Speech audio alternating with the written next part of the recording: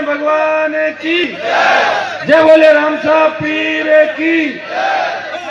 यहाँ गोविंदपुरा के अंदर जो आज भी तेजाजी महाराज एक शाम भी तेजाजी महाराज के गोमाता के नाम इस कार्यक्रम का आयोजन किया और इसमें आप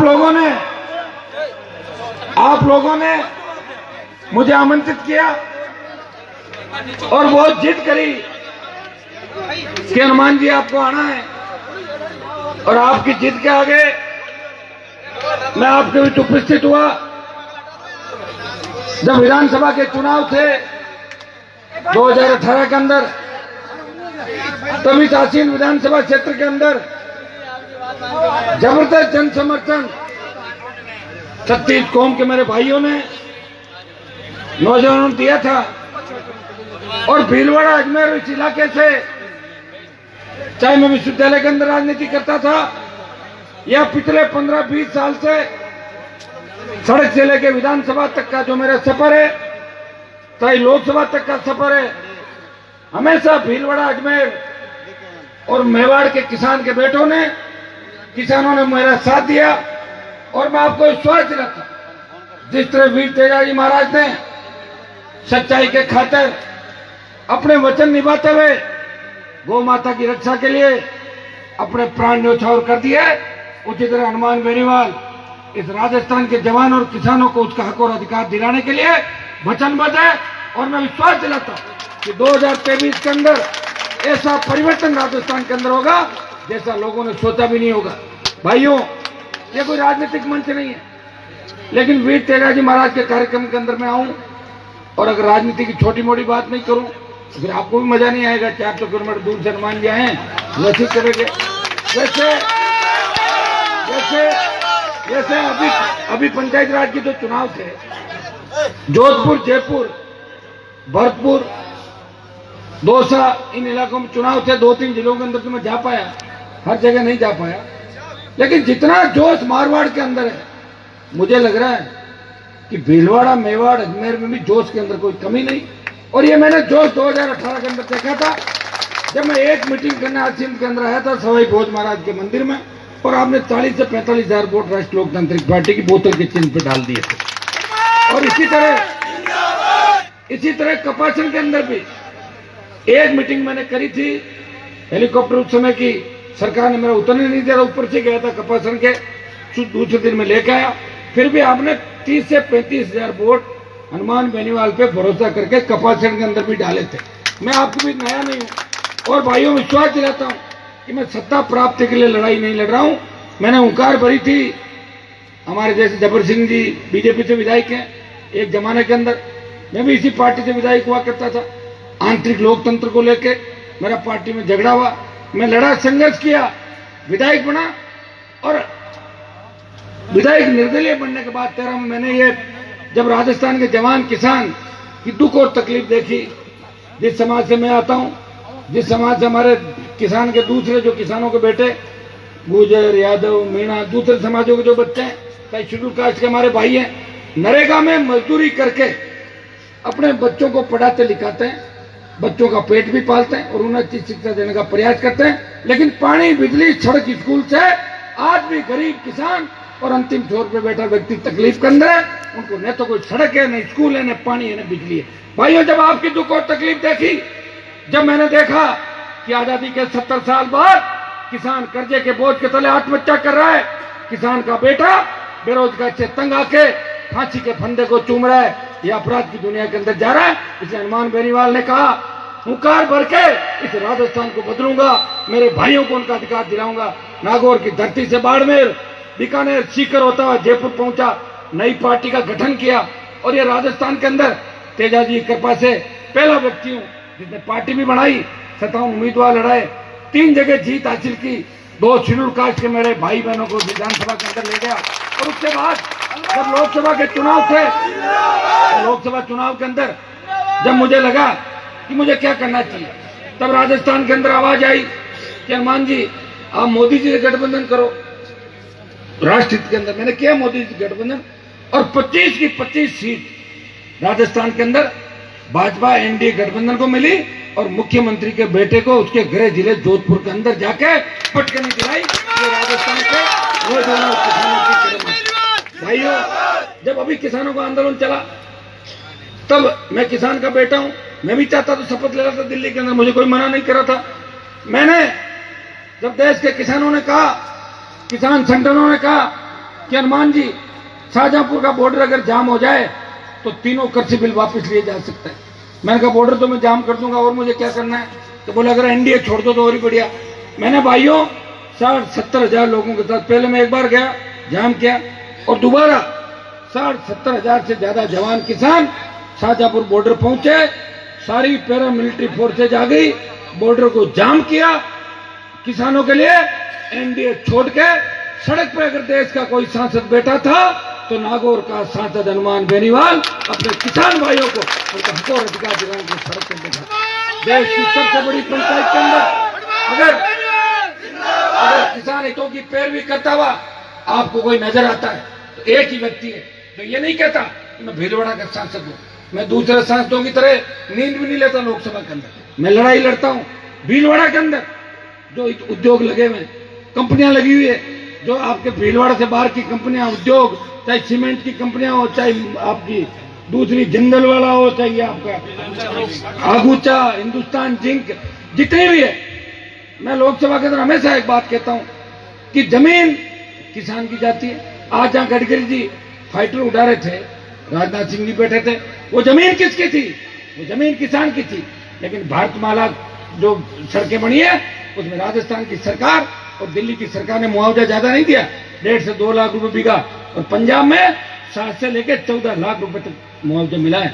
भाइयों, ये मुआवजा स्टेट गवर्नमेंट तय करती है।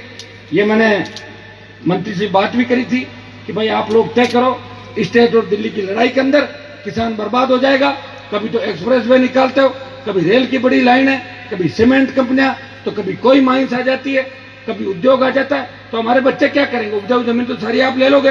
तो ये मांग मैंने उठाई लोकसभा के अंदर कि जहां भी जिस किसान की जमीन अधिकृत होगी, जहां भी कोई नया उद्योग लगेगा, भिवाड़ी से लेकर बाड़मेर के तेल के कुओं तक स्थानीय लोगों को 80% रोजगार मिले, ये कानून बनना चाहिए। ये मांग की 2 तरीके से। दूसरी मेरी मांग थी कि मुफ्त बिजली किसानों को मिले। वो हम लॉजिकली बात कर रहे हैं, कई कांग्रेस बीजेपी के लोग कह रहे हैं कि ऐसे ही कह रहे हैं, कहां से ले आएंगे, बजट कहां से देंगे? बजट यहां से देंगे कि दारू से सरकार 30,000 करोड़ रुपए कमाती है। दारू से कितना? 30,000 करोड़ एक साल का कमाती है। 10,000 करोड़ फ्री बिजली कर दो, मुफ्त टोल करो, रोड टैक्स लेते हो, पेट्रोल डीजल की कीमतें बढ़ा के सेज के नाम का हमारा टैक्स लेते हो, आप टोल मुक्त करो किसानों का। अरे रुक जाओ बीच में यार, क्यों कर रहे हो बिना बात? तुम क्यों कर रहे हो? करना तो तुम्हें क्या कर, खड़े रहने देंगे, खड़े रहेंगे ना, क्यों कर रहे हो बीच में? आज देश के अंदर धन्ना सेठों का 3 लाख करोड़ का कर्जा माफ किया गया पिछले 15 साल के अंदर, चाहे सरकारें कोई भी रही। वो धन्ना सेठ जो अरबों खरबों के अंदर खेलते हैं, लेकिन किसान का कर्ज माफ नहीं हुआ। हाँ, कर्ज माफी की बात करते हैं सरकार। राहुल गांधी आया, 1, 2, 3, 4, 10 दिन में कर्जा माफ कर दूंगा। भाई उनकी बात में तो कोई भरोसा नहीं करता, चाहे जो कह देते, और कर्जा माफ नहीं हुआ। भाजपा की सरकार भी थी, वसुंधरा जी ने कहा कर्जा माफ करूंगी, लेकिन कौन सा कर्जा? मैं उस कर्जे की बात कर रहा हूं जो कोऑपरेटिव, भूमि विकास, दूसरी जो बैंक हैं, इनके अलावा केसीसी कार्ड जो है उसमें 20, 30, 40, 50 बीघा जमीन तक का जो सीमांत और लघु सीमांत किसान है, उसकी संपूर्ण कर्जा माफी राजस्थान के अंदर करें। वो 1 लाख करोड़ का कर्जा है और 1 लाख करोड़ का कर्जा माफ कर सकते हैं, कोई बड़ी बात नहीं। भाइयों, 4 लाख खाली पद पड़े, हमने कहा भरो इन पदों को, बेरोजगारी भत्ता दिलाओ मेरे छोटे भाइयों को। जब मैंने ललकार भरी तो पार्टियों को बेरोजगारी भत्ता याद आया, किसी ने कहा 3500 देंगे, किसी ने कहा 5000, लेकिन अभी तो बेरोजगारी भत्ता नहीं मिल रहा राजस्थान के अंदर। कहां मिल रहा है और कौन आपकी पैरोकारी कर रहा है? मैं आपको विश्वास दिलाता कि कोरोना के खात्मे के बाद अभी आप बहुत जिद करते हो, अभी सरकार की गाइडलाइन भी है कि कम से कम लोग इकट्ठा हो, है कि नहीं है? मानते नहीं हो आप लोग, डीजे लेकर रवाना हो जाते हो, लोगों के स्वास्थ्य का ध्यान रखना पड़ेगा। अब आप नहीं मानते, मुझे भी खींचते हो, और बीमार खुद भी हो गए, मुझे भी ले पड़ोगे, ये मुझे ऐसा लग रहा है। जब एक मैं आपको आज से एक निवेदन करूंगा कि जब तक हमारा ये कोरोना पूरी तरीके से खत्म नहीं हो जाए देश के अंदर, प्रदेश के अंदर, जब तक प्रत्येक व्यक्ति के वैक्सीनेशन नहीं हो जाए एमएलए साहब, बच्चों तक के 12 साल के, तब तक एक काम करो कि बड़े कार्यक्रम कम से कम करो राजस्थान में। अगर अपने को बचना है, जिंदा रहेंगे फिर इकट्ठे हो लेंगे, और अगर नहीं रहे तो फिर क्या काम के बताओ, एक शाम हो जाएगी हमारी भी साथ साथ। इसलिए इस चीज का आपको ध्यान रखना है। बहुत जिद्दी लोग हो, मुझे लेने के लिए आ गए 50 गाड़ी भर के, आपको चलना ही पड़ेगा, जबकि मेरा और मैं कौन सी कहा गया, अरे मेरा तो नाम ही था, तुम जबरदस्ती कहते हनुमान जी रख दिया, कार्यक्रम में तुमने खुद रखा और मेरा आपका कार्यक्रम। चलो फिर भी मुझे पता है कि आप लोग अगर इंतजार करते हो तो निश्चित रूप से मैं प्रयास जरूर करता हूं कि हर जगह पहुंचूं। राजस्थान बहुत बड़ा है, 1200 किलोमीटर लंबा और 1000 किलोमीटर, देश का सबसे बड़ा राज्य है। भाइयों ये भी ध्यान रखो, एक व्यक्ति है जो सुबह से लेकर रात तक आपके लिए प्रयास कर रहा है। काजल की कोठरी में रहते हुए भी हनुमान बेनीवाल पे कभी दाग नहीं लगा, एक पैसे का कोई आरोप लगा दे। वसुंधरा राजे जब लड़ा था और गहलोत से लड़ा, दर्जनों मुकदमे दर्ज हुए, प्रयास किया सरकारों ने कि इनको घर के अंदर डालो, लेकिन भगवान की कृपा थी, वीर तेजाजी की कृपा थी कि हनुमान बेनीवाल का बाल भी बांका नहीं हुआ। मैं आपको एक ही संदेश देना है, जिस तरह वीर तेजाजी महाराज ने अपना वचन निभाते हुए गौ माता की रक्षा के लिए अपना प्राण न्यौछावर किया, आप जवान और किसान मिलकर इस राजस्थान के अंदर ऐसी सत्ता स्थापित करो कि न तो कोई कर्ज के तले किसान को आत्महत्या करनी पड़े, न कोई जवान बेरोजगार हो, और न किसी बहन बेटी को दरिंदगी का शिकार होना पड़े। भाइयों 2-2 साल की बच्चों के साथ जो बलात्कार की घटनाएं हो रही है, कौन जिम्मेदार है इसके लिए? जिम्मेदार वो है जिन्होंने शासन किया है। हम व्यवस्था को बदलना चाहते हैं, हम ऐसी व्यवस्था चाहते हैं कि गांव का गरीब किसान थाने तहसील में जाए तो थानेदार तहसीलदार खड़ा होकर बोले, आओ बाबा चाय पियोगे, कोल्ड ड्रिंक पियोगे, क्या मंगाऊंगा आपको? ये व्यवस्था कब होगी? जब सरकार आप सचिवालय के अंदर जाओगे तो सम्मान के साथ आपको देखेंगे कि भीलवाड़ा के आसींद का है क्या, कहाँ का रहने वाला है। ये कब होगी? तो सरकार आपकी बनेगी। कब बनेगी? वोट डालोगे। अब थोड़ा पिछली बार डाला, अब की बार ज्यादा डालना है आपको 23 के अंदर। मैं आपको विश्वास दिलाता हूँ कि राष्ट्रीय लोकतांत्रिक पार्टी अगर सत्ता के नजदीक भी बैठ गई तो ये बदमाशियां राजस्थान में बंद हो जाएगी।